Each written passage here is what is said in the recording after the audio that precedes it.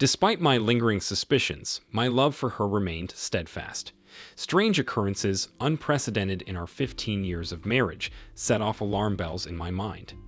Her style transformed drastically when the new boss assumed control at her office. Suddenly, our domestic life took a turn for the better. She initiated intimacy, a departure from her past behavior.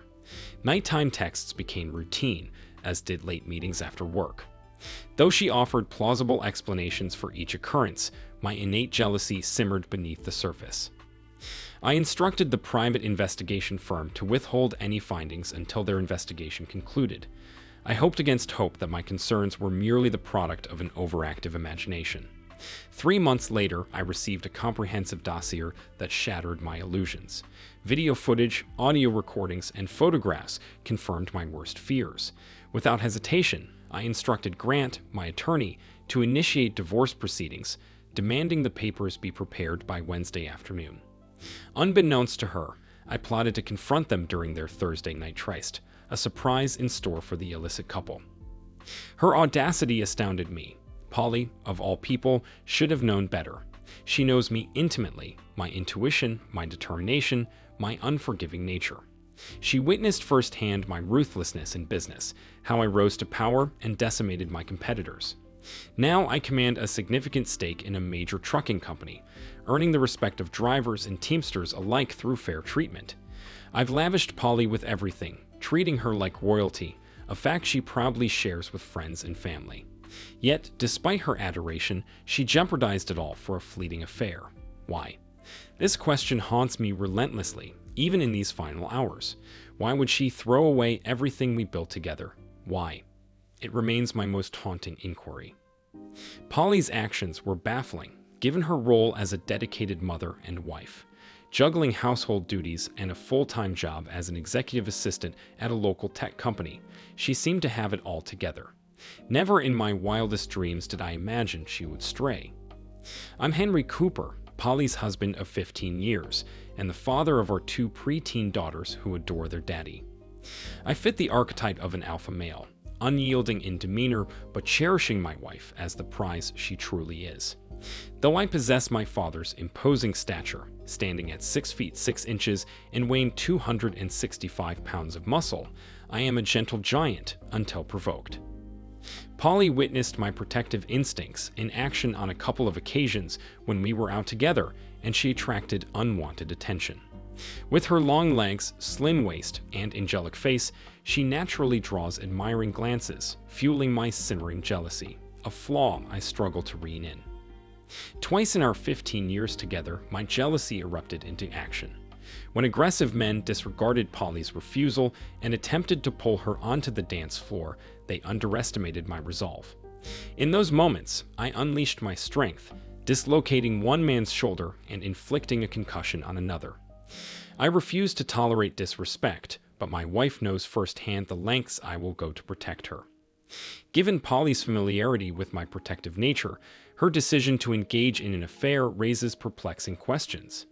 Why would she risk everything we've built together, knowing the depths of my loyalty and the extent of my devotion to her?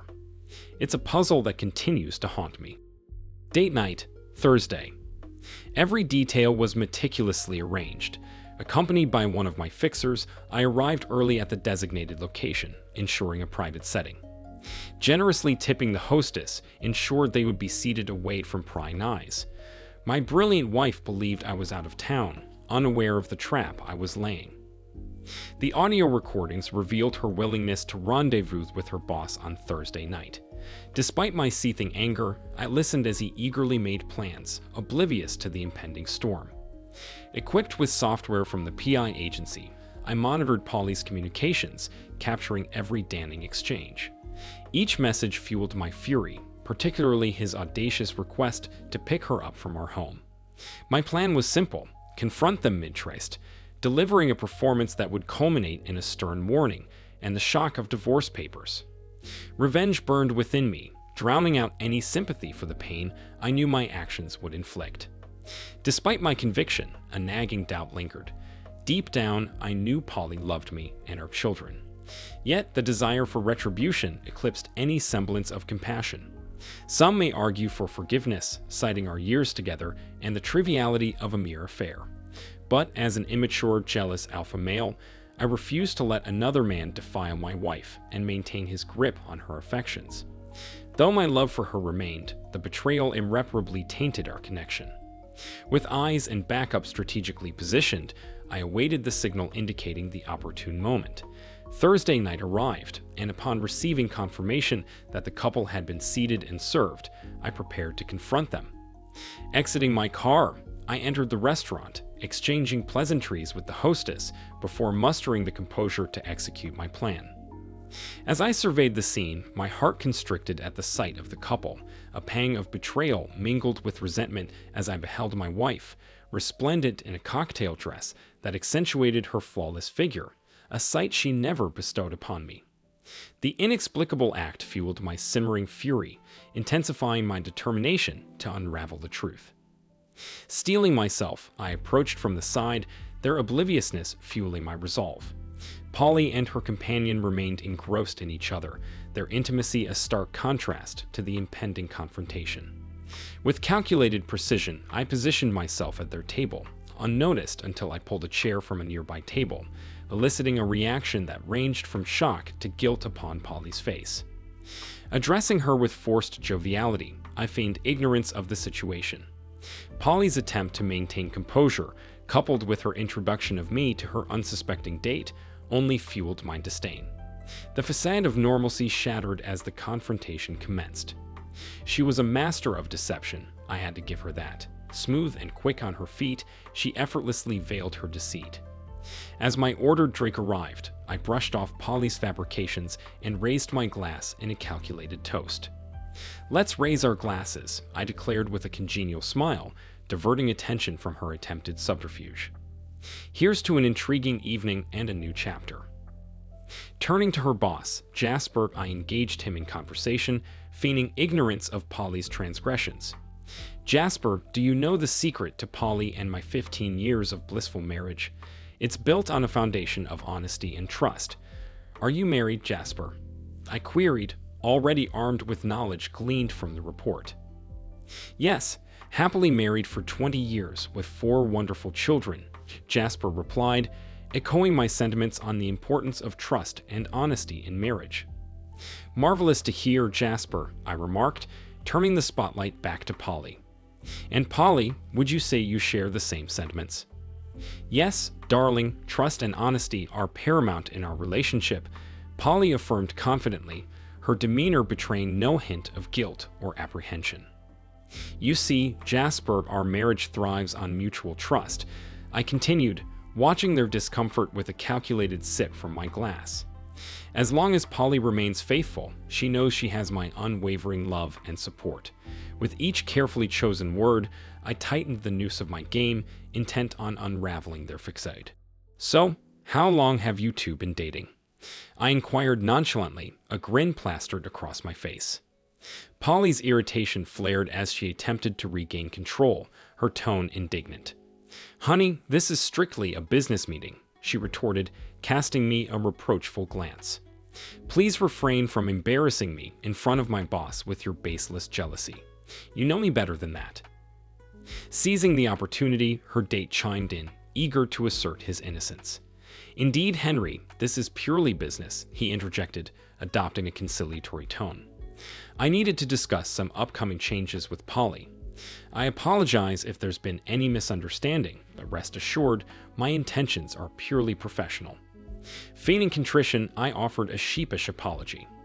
"I'm sorry for any misunderstanding," I muttered, adopting a chastened demeanor. "So, this is just a business dinner, then? No romantic entanglements?" "That's correct, Henry," Polly affirmed with forced conviction. "Just business meetings, nothing more. Please stop this childish behavior."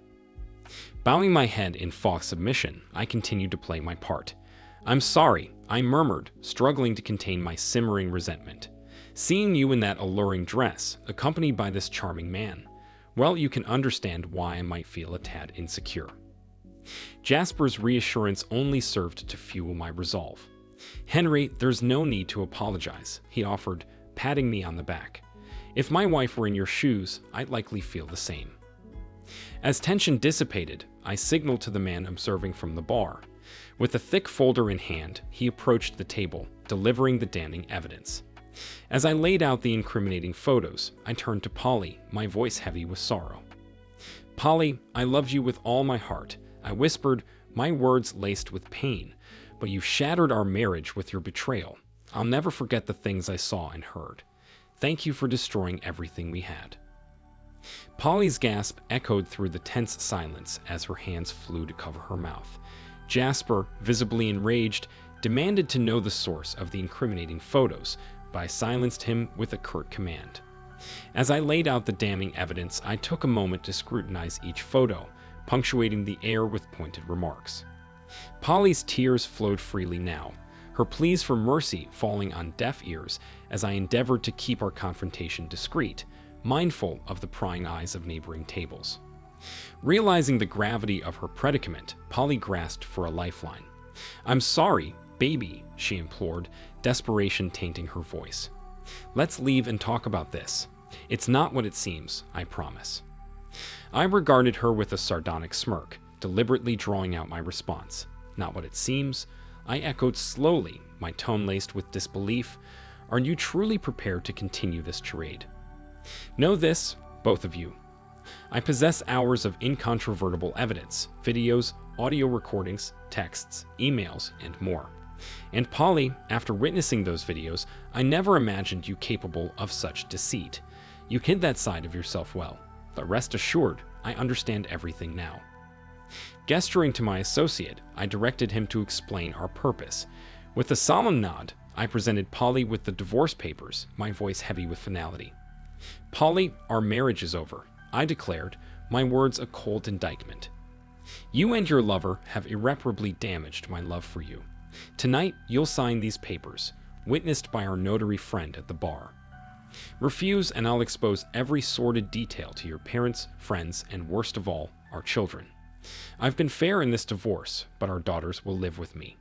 They deserve better than a cheater for a mother." "Jasper, my friend," I began, my voice cool and determined, "I suggest you persuade your girlfriend here to sign these papers before I leave. Otherwise, I'll be delivering copies of all the evidence to your wife and your executive team at work.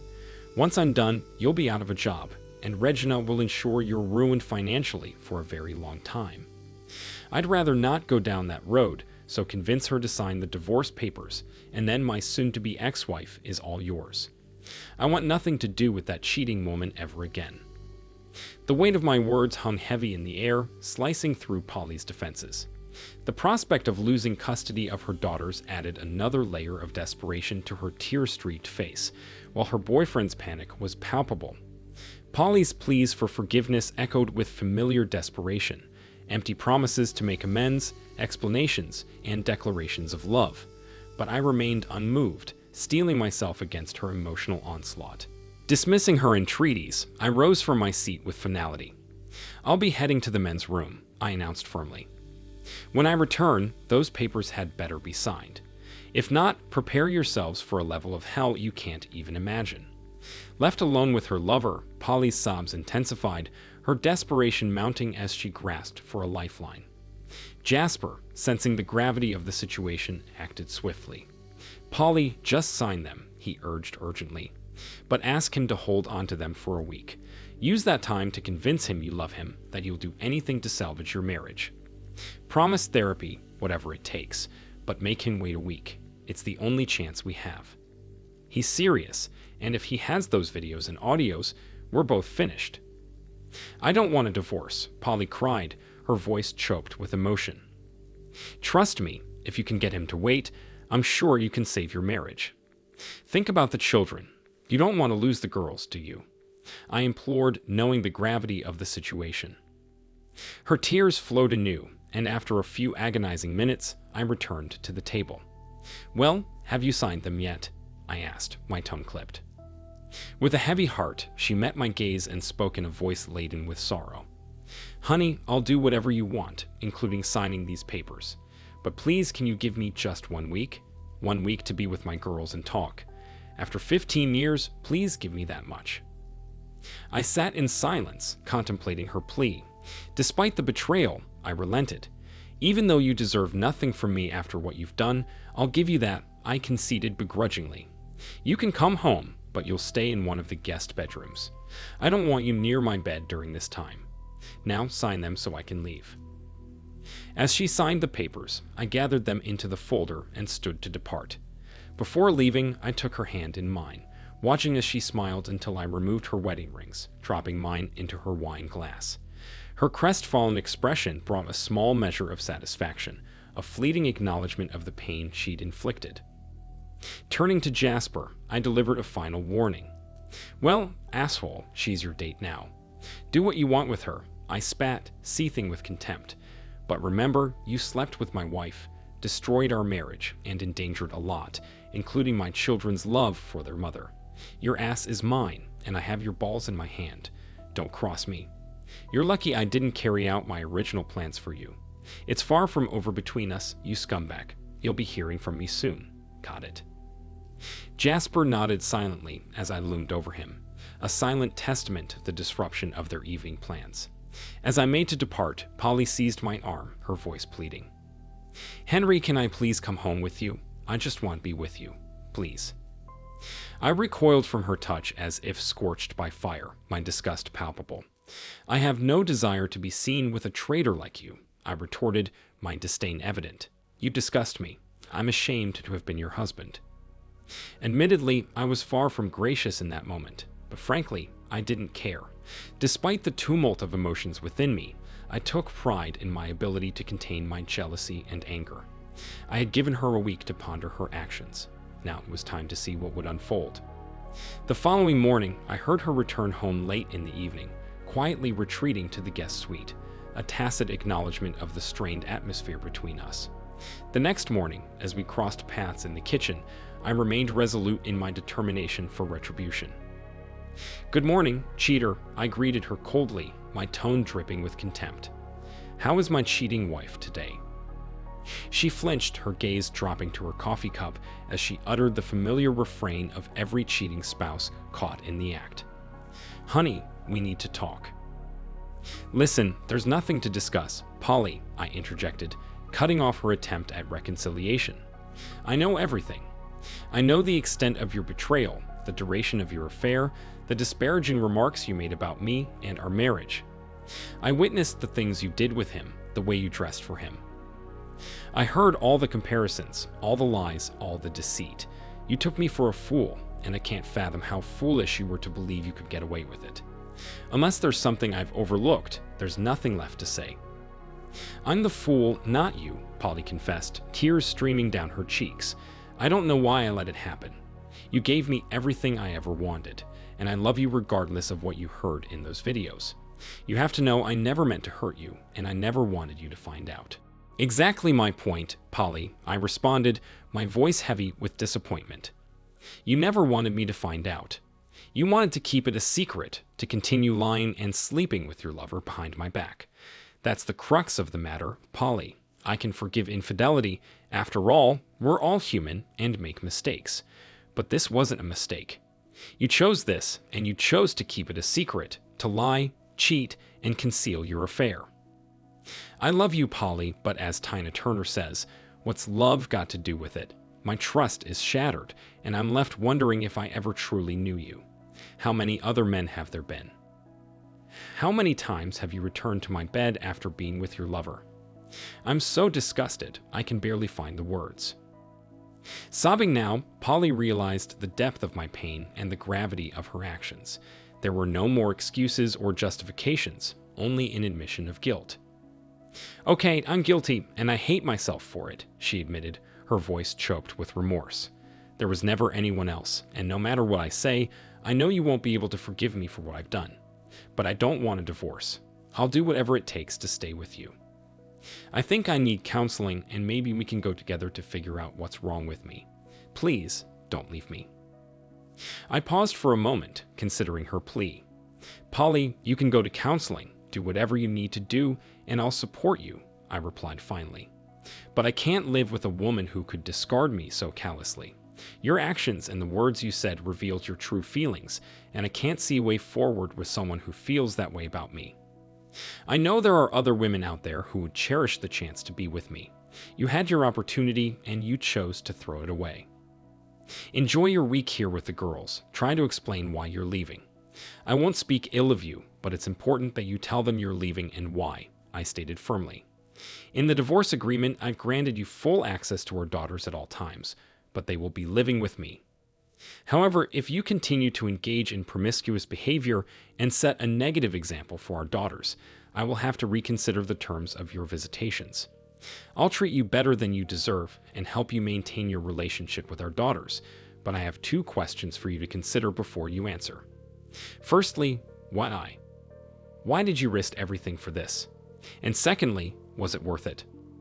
The following Monday, I contacted Jasper and arranged to meet him for lunch on Wednesday. After convincing him of the importance of our meeting, I expressed my profound disappointment in how he had contributed to the destruction of my marriage and hinted at the potential consequences.